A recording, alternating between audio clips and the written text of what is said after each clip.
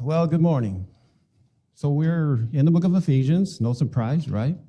Boy, it sounds really tinny, really bassy. Oh, well.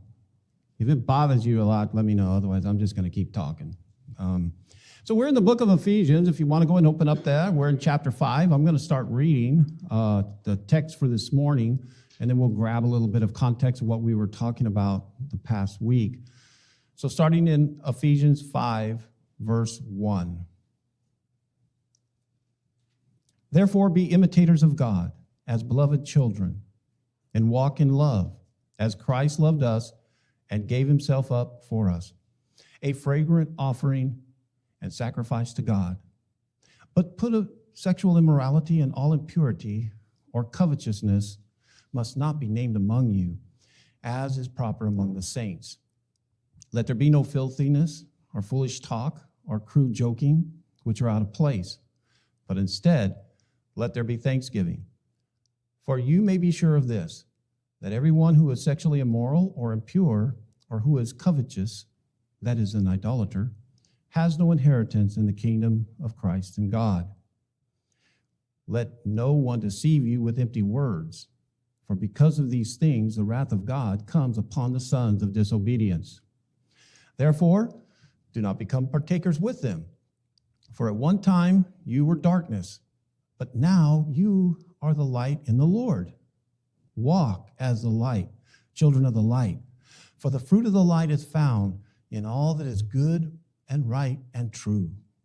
And try to discern what is pleasing to the Lord. Take no part in unfruitful works of darkness, but instead expose them.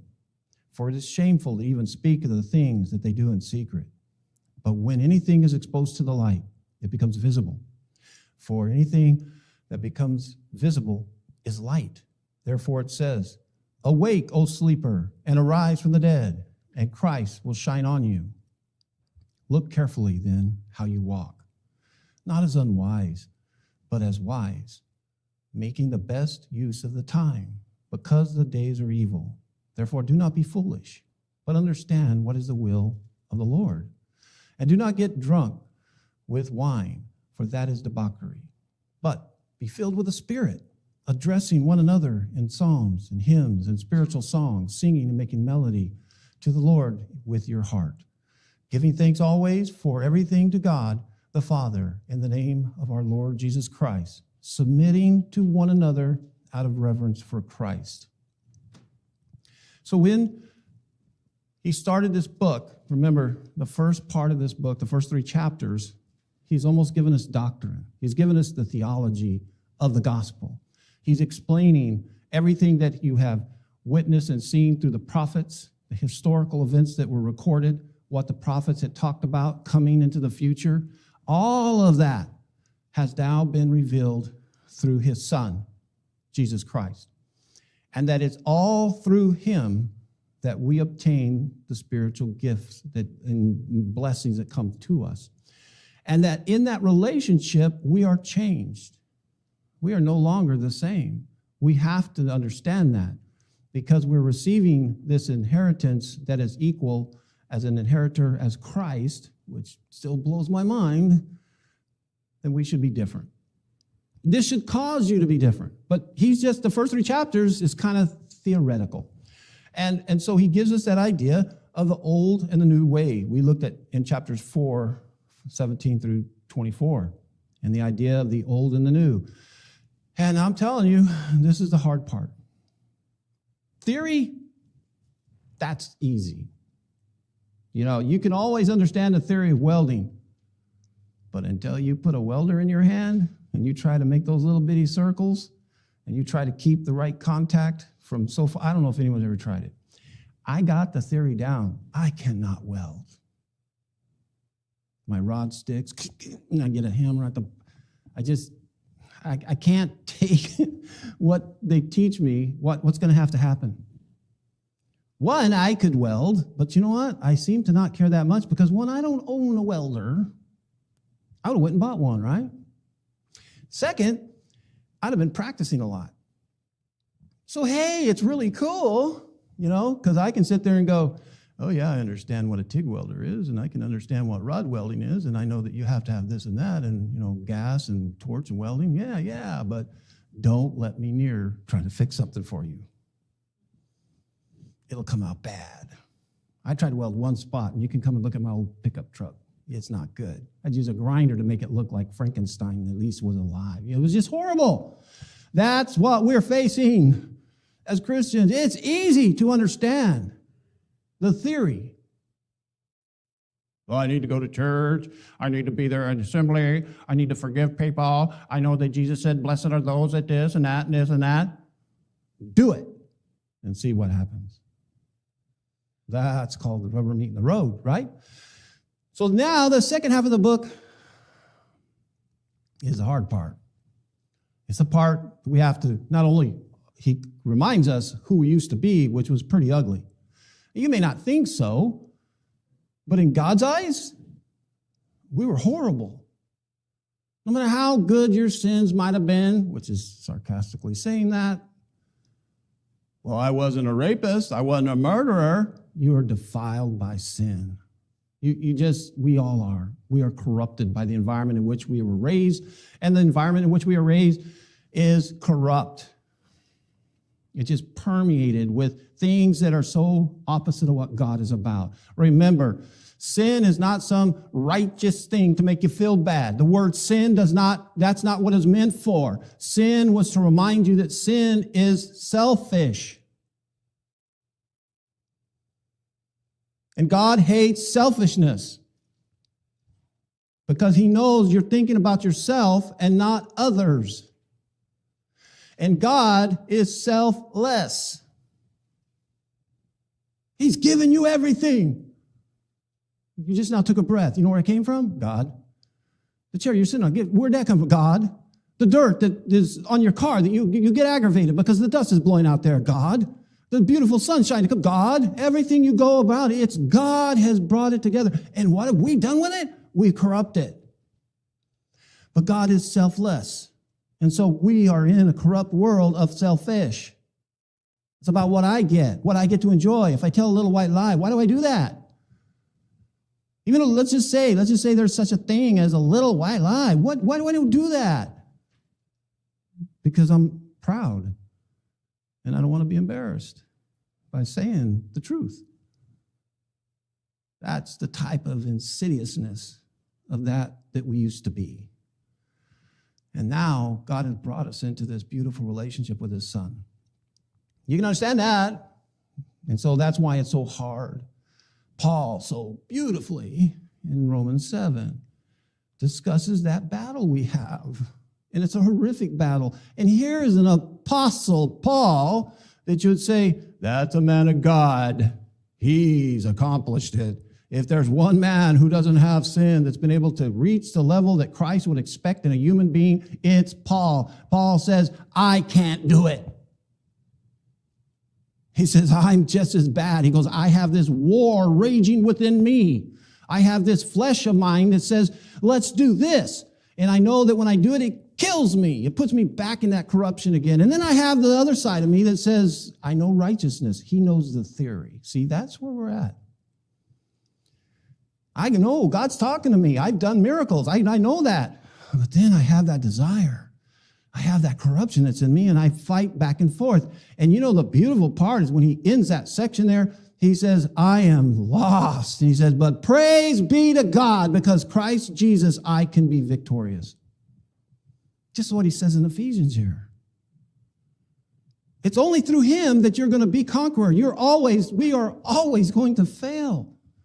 And so this is an important part of being a functional body that he talked about as well. That you to be fit and me to be fit for you is to be selfless, not selfish.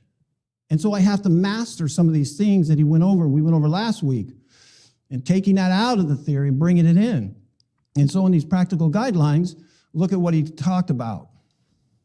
You know, I bolded what he's talking against. But these are the sins. Now look at every one of these and tell me one of those that somebody else benefits from besides the person who's conducting or doing this behavior. Tell me, who wins in a lie? Nobody. When you're angry and you sin because you don't know how to control it right, do you really get anything out of it? What do you really gain? You know, one of the key words I brought up, and I keep bringing it up, is he keeps reminding us that the way that we used to live in this type of behavior is futile. Futile means it's not going to give you what you expect. If I keep trying to weld the way I weld, it's futile. Stop. But I keep going out and I keep trying to do it the same way. You know, it's what do you say about that? You know, it's like, why do you keep doing that when you know you're not going to get the pleasure? When you give that little white lie and your pride is protected for that one moment, what did you really get out of it? What do you get out of that? So you actually are the victim too. So he compares and contrasts. Now, on the anger, remember he said, be angry, but don't let the sun go down. It's not like you got a clock, start it, got mad. Oh man, I shouldn't have got mad at sunset. Because I think I'm going to still be mad when the sun goes down in 30 minutes. So we know he's not talking, what he's talking about, brewing on it. Sin. He said, be angry.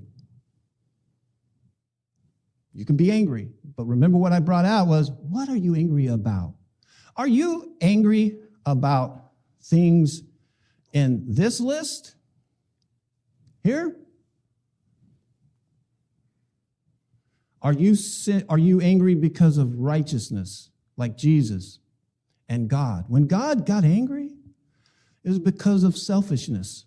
When he sees selfishness being inflicted, in selfishness in betrayal of others, selfishness of murdering others, selfishness in improper business conduct, selfishness in taking advantage of the children and orphans and people that are disadvantaged, he becomes angry. Look at the Old Testament. But it was a righteous angry. So when you're looking at it, are you angry because it's personal? Because it bugged you, it hurt you? Are you angry because of some right reason, right before God? Because you saw an evilness, something happened. And then he says, and this is kind of me, then you got to let it go. Don't let it simmer inside you, become bitter and angry. Evil speech is anything that's not really honestly helpful or positive, that's decent and in right timing. You know, there's a lot to be said. You know, some people have a very good ability of being able to tell somebody else some really terrible news and do it in such a kind and loving way.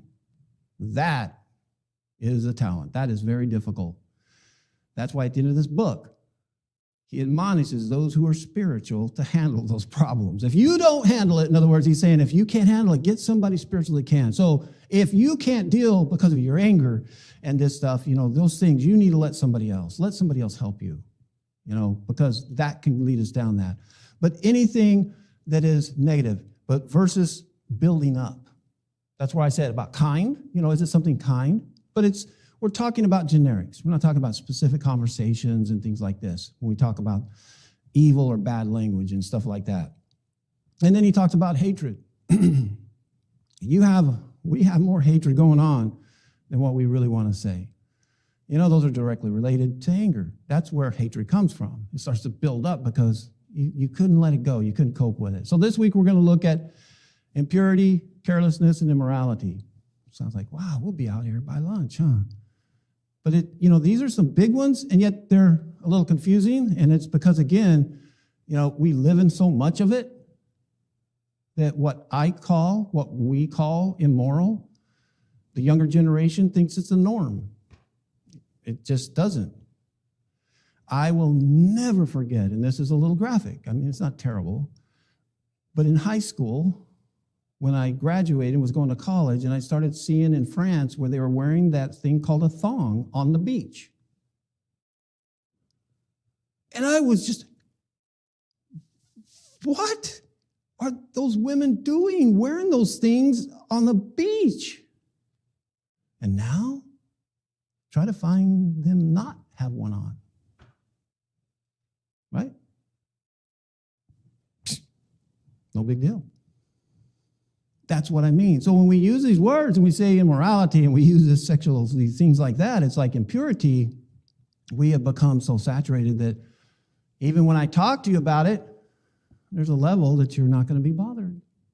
It's just sad. It's cancerous, and that's why it's a battle. It's a battle that we have to deal with.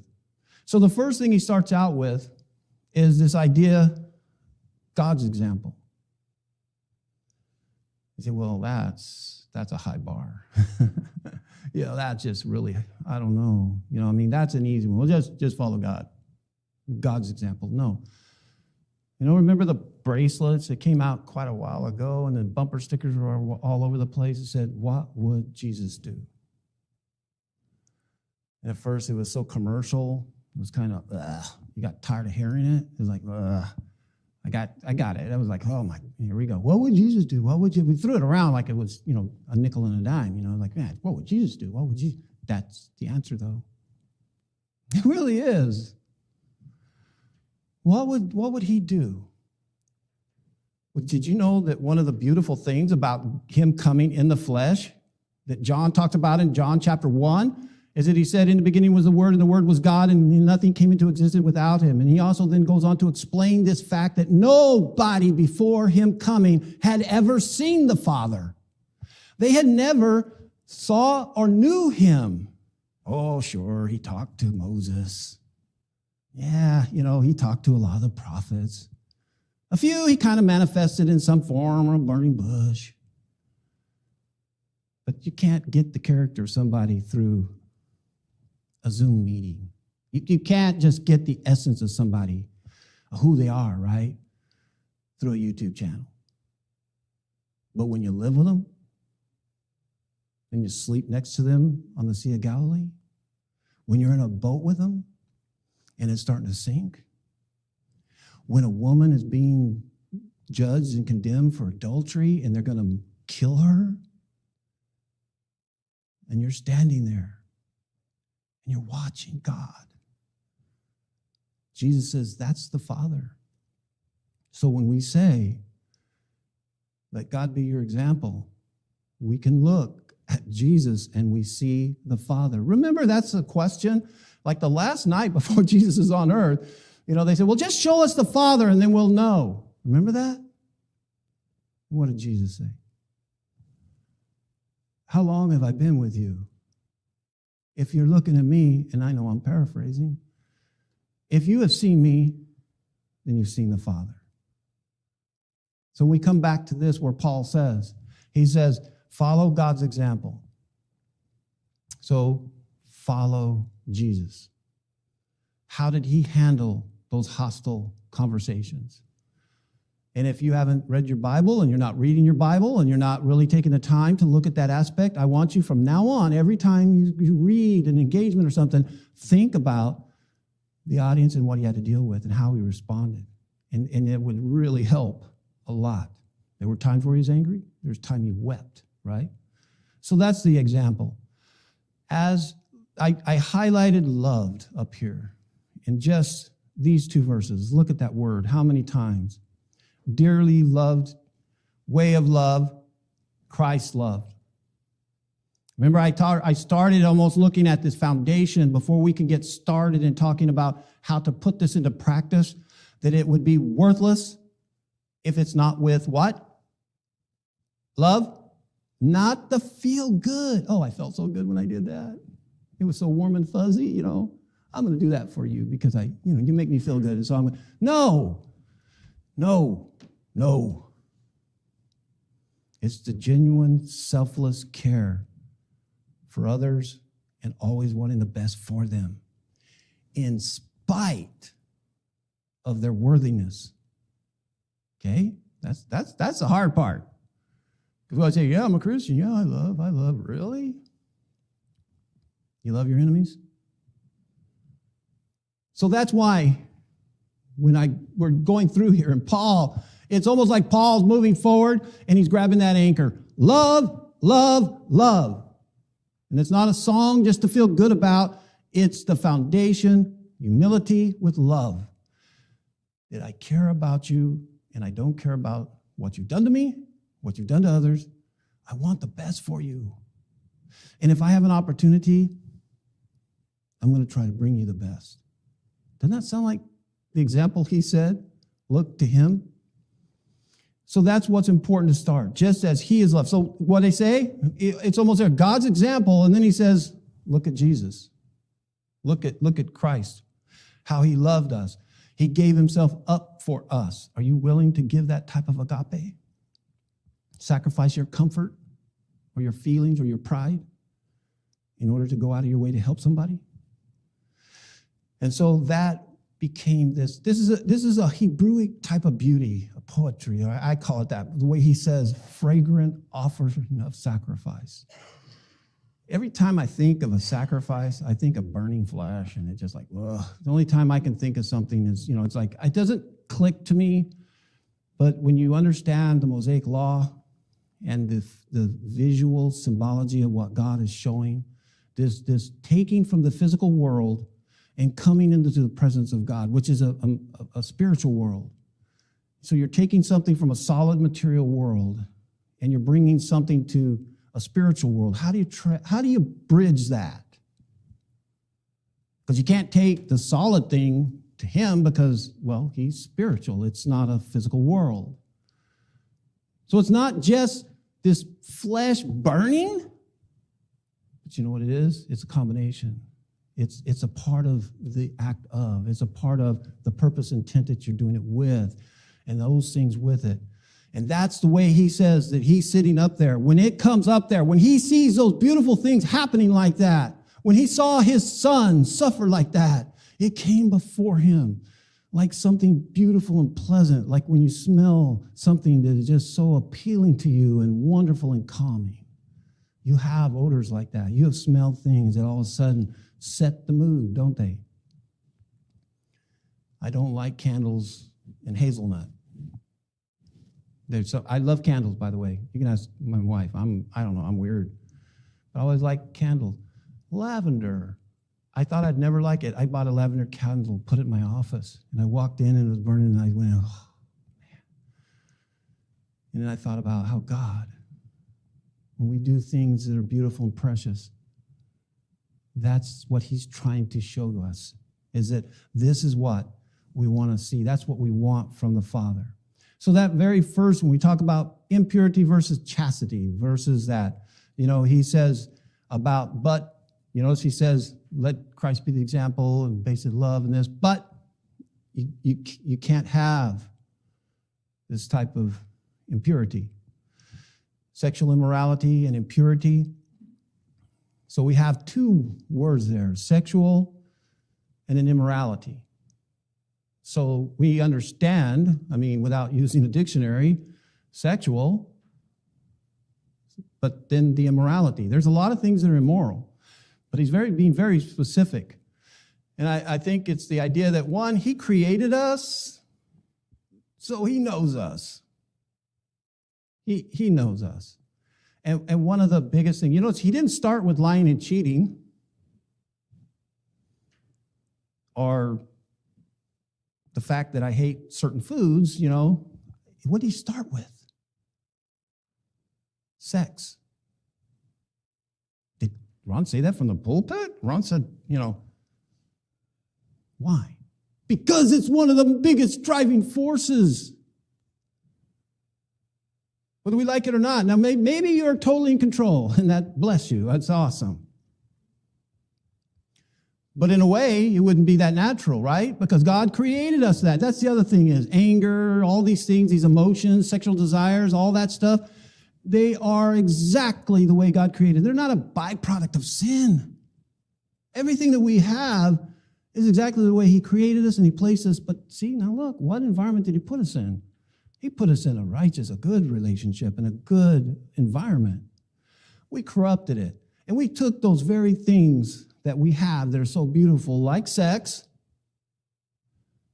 and made it vile. All of those things that battle that, what Paul's talking about, that you and I deal with. And so there's an important part he brings up, sexual impurity. He doesn't say sex. He didn't say, put away all sex.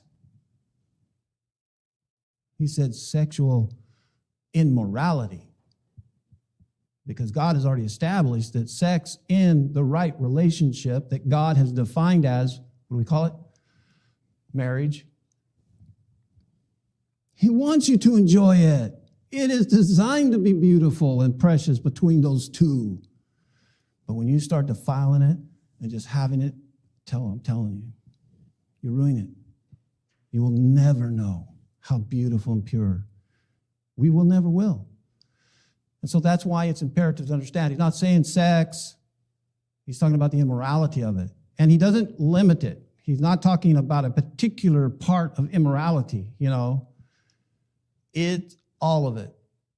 And like Jesus said, we talked about this last week when Jesus was talking about how that they had blasted his apostles for not washing their hands because they were defiling the food coming in their mouth. And Jesus said, that's not what defiles the body. He said, it's what comes out. Where does it start? Jesus said it's not about murder. He says it's hate. Because where does it start? Right? You just don't fall into doing something unless you mountain bike like me. Then you fall into everything. But you don't. You don't wake up and just out of nowhere you decide to say something, do something. You have already had a thought. That's why it has to start inside. And that's why I think he doesn't say, well, as long as you just don't get caught, as long as it doesn't injure somebody else, or as long as you just never act on it. The Pharisees, the lawyer would say, but it's a thought, but you never acted on it. And I've had people say this, and I'm probably going to start a can of worms, pop open a can of worms about a married couple, and somebody will go, well, but he watches pornography, so that's adultery, so I have justification to divorce him. And I'm like, whoa, pump the brakes. We're going a little too far? Yeah, he's got some problems, and you better get a hold of him, because guess what's next? You see, that's the issue. What is next?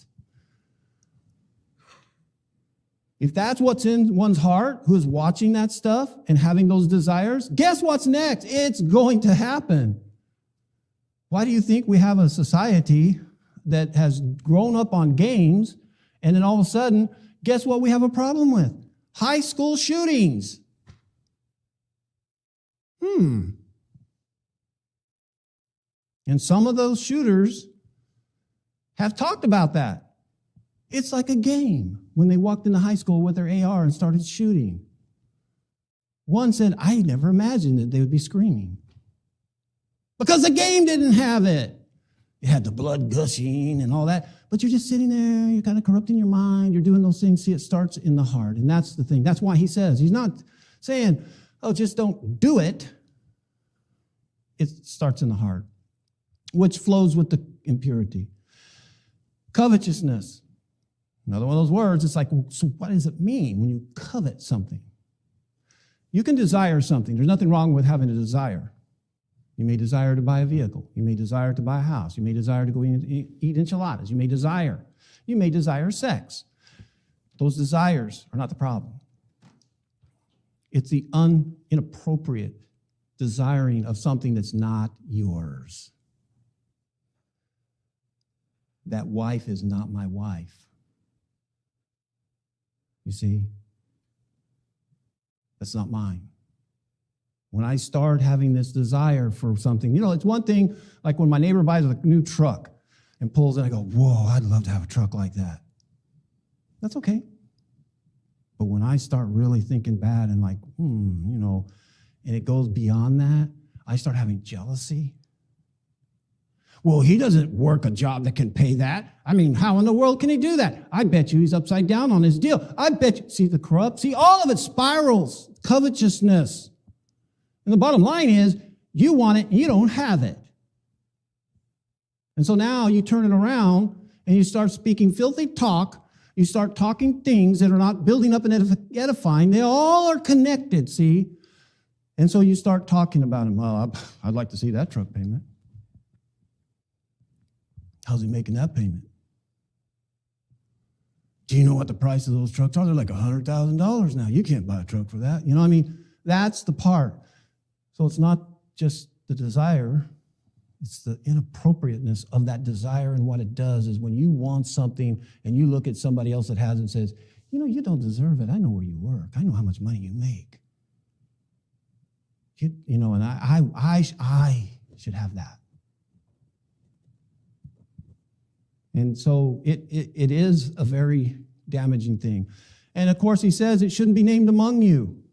This is a behavior, all these things he's saying, you know, it shouldn't be something that people are saying. Like, so we should check ourselves. At least, it's almost like he's saying, look around yourselves. If you hear somebody talking, we don't pay that preacher enough money to buy that new Nissan pickup truck. How did he afford that? Do you know how many preachers that I have talked to over the years that would not buy a new car because of fear the congregation would judge them? And I'm one of them. Well, we pay his salary. How can he? I'm driving a jalopy. I've got a Volkswagen with tires falling off. Well, we must be paying him too much money. Really? And you know what? You guys know I just bought a truck. And I ain't gonna lie to you. I thought that about you. It was there. I did. I have had that old Lincoln. You guys know it. And I did not want to buy it. I love the Lincoln. I mean, I did not want. I've wanted a truck in a lot of ways, but there's financially, yeah, they are pricey and stuff. But, you know, when I went to actually do it, I thought about the looks. I almost thought, well, I'll just drive the Lincoln to church. Can you believe I did that? So then this way nobody would necessarily know. So what am I saying about you?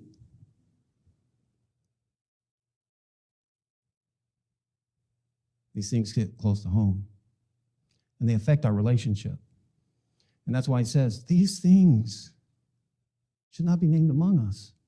Now, I am so happy because in one way, everybody that has said anything about it has been very encouraging and like, wow, that is awesome. We're glad you finally got you a new truck, you know, or you know, it's like, and I was like, whoa, those are brothers and sisters in Christ. You know what? They rejoiced with me instead of going, we must pay that guy too much. Now, I know I'm exaggerating, but you know it's there. I've been preaching 24 years. I'm not a newbie. I've talked to a lot of preachers who have gone through and felt the same thing.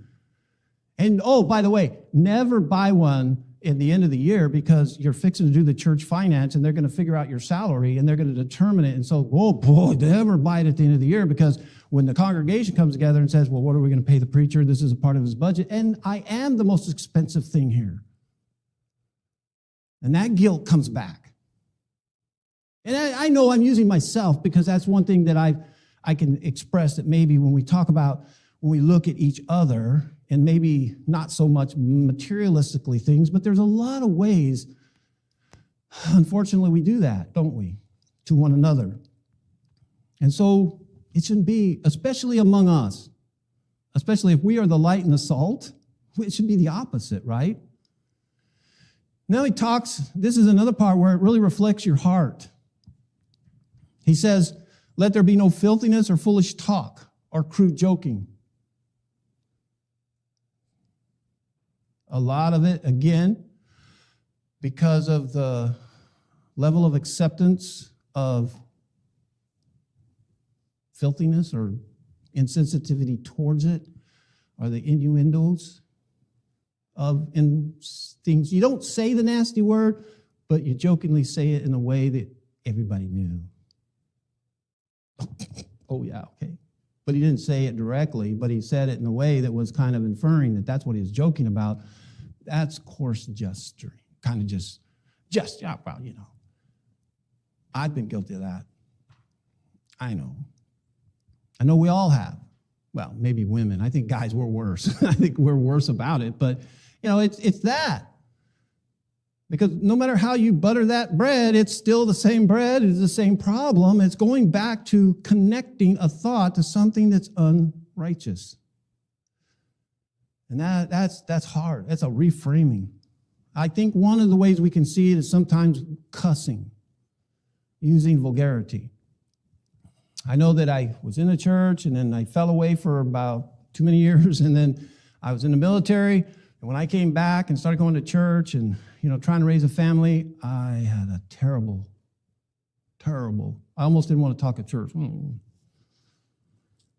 Because it was almost like natural.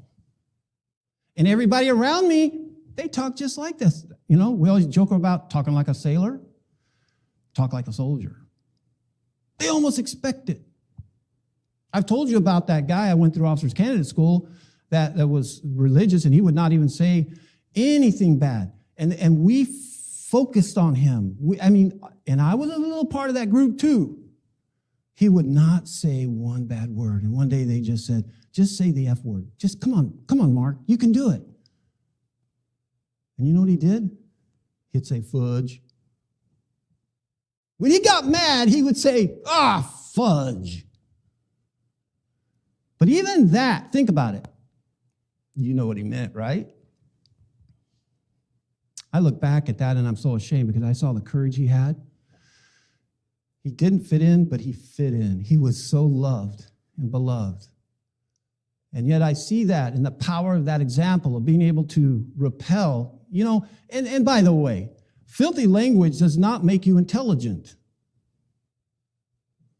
There's not a vile, vulgar word that is better than a decent, honorable word. Think honestly. If and you see people do that, they'll lower themselves and start getting more and more vulgar in the matter they get because they lose control, right? They lose control. When people argue, it goes from, you blank, and all of a sudden you get the blankety blanks start coming out, and then they get really big blankety blanks, and then it's like, whoa. Why? You lost control. You lost control. And every one of those words, they may seem innocent. They seem like, everybody uses it. It doesn't mean the same thing. It does. It does. My grandmother was so strict, loving, but strict, that if I said the word gosh, she's, don't say that. And I was like, what do you mean I just said gosh? She goes, you know where that word come from? And I'm like, no, I don't know, Yeah, see, that's the problem, isn't it? Now, I'm not saying that that's extreme, but see, that's what's happened to those things. Those words, that type of talk has just become so natural that we just have lost contact, and Satan loves it. He's like, yeah, keep trash talking. Because he knows that's going to take you away from God. And guess what? Those vile words, where do they go? Because you know what they really mean, whether you say fudge or you say the real word. You know what the meant. You know what that meant. And that comes back again to corrupting our new spirit and the challenge and the struggle that we have. It's out of place, he says. Now, this is what's wild. He says, instead of doing that, why don't you give thanksgiving? I'm still wrapping my mind on that one. It's like, So, change your spirit.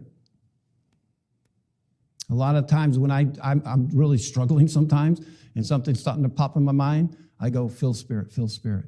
I just have to say it to myself. I say, fill spirit, fill spirit, not fill, but fill me with the Spirit. I say it real fast. Fill me with the Spirit. Fill me with the Spirit. Because I know that I'm losing that inner man battle right then. And I have to stop myself. And it's going to keep coming. But I just stop. Because this is what Paul said. Fill yourself with the Spirit. Let that have control. Remember, he also talked about don't grieve the Spirit. He just said that last Sunday in the text we were looking at. To me, that's almost, if you knew your dad or someone that you dearly loved and respected saw you do something very embarrassing and that broke their heart, how would you feel? It would stop you. It also shows us how that the Spirit is not some just mist. The Spirit is real, and it cares about you. And that's what he talked about, how that when they rebelled as he was leading them out, how that he had grieved the Spirit. He made him sad because here he is doing all this for him, and it saddened him. And so that's why I use that phrase, that little catch. I don't know, find your own or whatever, but, sometimes we just have to stop. We have to just kind of like check ourselves in the moment. Don't let it go by. Don't let it go by. And he says that these type of people, the consequence is what? We're not going to get this beautiful kingdom that's coming. Jump back over there to Matthew 7, when on the day of judgment, when there are going to be people standing there going, Lord, look at the wonderful things we did. I fed the poor. I gave money to this orphanage. I did all these wonderful things. I went down and worked at a soup kitchen. I donated all my clothes. And he's going to go, what? Depart from me. And he's not going to candy coat it. He didn't. He goes, depart from me, you who are lawless and do wickedness. It's like, whoa, what is working at the food kitchen? What is donating my clothes? Because he said, let's, in your mind, jump with me over to 1 Corinthians 13, when he talks about love. If I give my body to burn and sacrifice for others, but do not have love, it's a waste. If we have this type of corruption in our spirit, it should worry us. It should cause us to struggle. It doesn't mean perfection, please. As much as I'm admonishing this, you're going to have failures. You're absolutely going to fail on the road. And John, in 1 John, talks about that. But so please, don't think that because you fail, you're going to go, well, Ron's right. Look at me, I'm corrupt. And no. Understand the consequences of that and understand the root of this type of behavior and the danger and what it's doing. It all comes back to getting yourself to be selfless. And selfless is agape. And that's wraps tight around our inheritance. And that's the power of that. Now, this is interesting because it's almost like, is he switching over to doctrine now? Don't let anyone deceive you with empty words. What does that mean? What is an empty word? A word that has no value. Now, how do you know that? Now, you know some people like that. Probably. Maybe I'm unique. I'm the only person that knows people like that. But sometimes, there are people who just will talk and they will claim things or try to, give you information or something, and it's not. Now, I do believe he is talking spiritual because he's talking to Christians. There's a lot of things that people are so excited about when it comes to God, but most of it's not about what we're talking about right here this morning. You know what they're excited about? Armageddon, the 7-year tribulation, all these angels and demons and the Da Vinci Code and that is so exciting. But when we talk about don't be sexually impure, we go, whoa, that movie won't sell. I'm not. That stuff in the world that's trying to entertain people who are in the church, it's empty. It's futile. It's not going to get you spirituality and get you the kingdom that you think you're going to get. You may be that person that he's talking about in Matthew 7 and go, wait a minute, man, I preached for 24 years. God, you should have seen the number of people I baptized. I did all these great things. I did all these. And he's going to go, no, Ron, you missed it. You missed the mark. I don't want that. And I don't want somebody trying to fool with my salvation when I have everything I need to know. Like Paul said, the mystery has been revealed and it's in the Bible. It's not in Ron. It's not in Billy Graham. It's not in a man. It's in this. Now, you may enjoy my preaching. You may go, well, but I really enjoy it.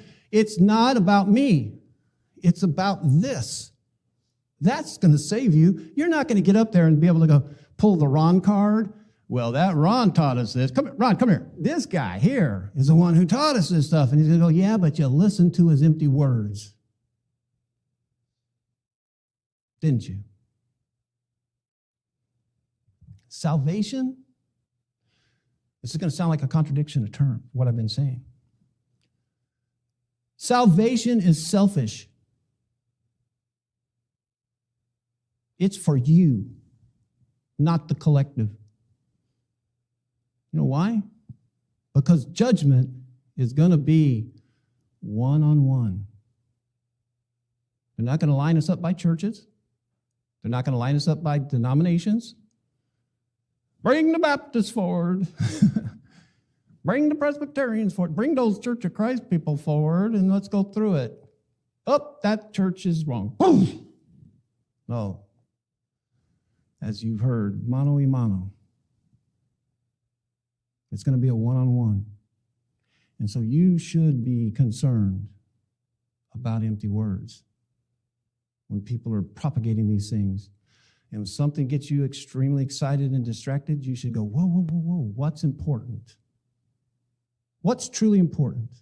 To know about Armageddon and somehow all this high-flying stuff, or learn how to grasp agape. Have you mastered that? Have you mastered your anger? Have you mastered your filthy talk? No, but you know everything about Revelations. You know everything about, how the end times are going to happen. You know everything about how, the devil is doing this and spiritual demons are doing that. But you cannot agape. You can't forgive. You can't be merciful. You can't be long-suffering. You can't. And it circles back. Sounds like I'm just circling, right? Yeah, because it does. It's all so connected. And so don't let people fill you with those things. And what happens? He says that the wrath of God's coming on them. Why? Because that selfishness that person gave you, that empty word, is selfish. And it's coming upon them. Don't partner with them in it. Don't even go that far. Why? You used to be that, he's saying. You used to be dark, but now you're light. Now you're shining. Now you're bringing forward something more beautiful, more precious about it. I like this encouragement. He says, try to discern. God's given us a break in saying it's just not going to be black and white. It's going to be requiring some effort. Try. At least try. You see, I see a lot of people that don't even try. They don't challenge things that have been taught to them in the past. One of the most earth-shaking things was to think that somehow that the preachers that I loved so beloved when I was growing up and my own grandfather may be wrong. Ooh, no way. How could brother so-and-so ever be wrong? That's what I was taught when I was a wee little boy. And so there's been things that as I've grown up and studied and been preaching and stuff, I go back and I go, Grandpa thought that? Then I must be wrong because Grandpa taught something else. Or my mother, my beloved mother, who was so faithful, she taught me something else. You think they're perfect? You see what I mean? Coming back to the idea that it's not in a person, it's you trying to work through your salvation with fear and trembling, as Paul says, to look at those words, to think about what you're doing and understand the great impact that it has. And your point is to please the Lord. And in pleasing the Lord, what's beautiful about that is that's that aroma, that fragrance that comes to him. And that's the blessings that comes back on you. And so we have to be very careful about that. He says, for it's shameful even to talk about some of those things that they do. And he says in secret. Jeffrey Epstein, some of the stuff we're getting, I don't even know if I got his name right. The guy with the jet that was flying people to some little island and all, I don't even want to talk any further. But you know what I mean? Some of the things they're doing in secret. He says, it's disgusting. He said, there's things that, that's what Paul is saying. The Romans were doing it. The pagans were doing it. And so, look carefully how to walk not as unwise, but making the best use of your time, because these days are evil. They're evil. Therefore, do not be foolish and understand what the will of God is. And then the difference between how do you obtain joy. You're not going to get it in immorality. Look what he says. Don't get drunk with wine, for that is debauchery. Be filled with the Spirit. I love that connection. There is an interesting connection. And then we could go off on the alcohol talk. Okay, we could. But, well, Timothy was instructed to drink wine, and yes. But you know what? We're also allowed to have sex with our partners. There's nothing wrong with that. There's things, again, come back to it. But again, what's he talking about? This is somebody who isn't controlling themselves. And if anybody's ever had any alcohol at all, you don't get smarter the more you drink. Let's just say that, okay? You don't. When I quit, I quit one time. I was drinking in high school and stuff, and I had quit drinking. And I went to this party, and I watched the progression. And I had some really smart friends, and by the end of the night, they were so dumb. They did some things that were just like, are you kidding me? You know what alcohol does? One of the things it does is the frontal lobe is it immediately starts to take down that wall that says, don't do that. Don't try to surf on a car that's going down the road at 20 miles an hour. Gone. Let's surf on a car at 20 miles an hour. Don't laugh. I had a friend did that. Yeah, it didn't end well. That's what I mean. Instead of looking at that, you're losing control of your spirit. He says, fill it with the Spirit. Fill it with the Spirit, right? And that's where we're going to wrap it for tonight. That we need to look at the idea of how that we are living before and allow this power of God through his Spirit that we can change that person. And understand, to sum it up, those old ways were futile. They're just not going to get you the level of satisfaction and peace that you can get through Christ. And so we're picking up, because now he's going to get even more personal. He's going to talk about marriage, family. And that's going to get sticky, because some people are going to go, oh, head of the house. Oh, wife, this, that. Yeah, we're going to talk about it. Because we're going to talk about it the spiritual way, the way that God had intended it. So that's why we had to stop. Well, plus, I'm getting kind of long. But those are the rubber meeting the road topics that we need to do. So go back, read through again. Just read through it and read on ahead, because this is a very important book. So if you're with us this morning, then we can help you in your relationship with Christ by being able to come into him and to be joined with him through the watery grave and being baptized, receiving that remission of sins, having that conscious ability to know that we were wrong and accept it, humble ourselves, be baptized, receiving that forgiveness of sin, bringing in ourselves into that relationship with him, and then that beautiful journey that will end in glory. It will. So if we can help you at all, let us know while we stand and sing.